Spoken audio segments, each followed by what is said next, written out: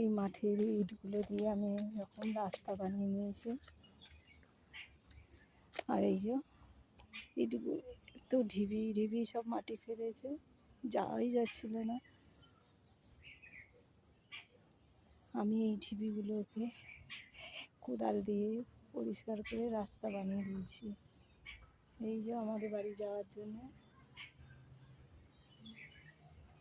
সোজা রাস্তা করে নিয়েছি, এদিকে মাটি ওদিকে মাটি, যাওয়াই যাচ্ছিল না। আর সঙ্গে এই রাস্তাটাও করে নিয়েছি আমি, ভালো হয়েছে। এই যে এই রাস্তাটা আমিও করে নিয়েছি।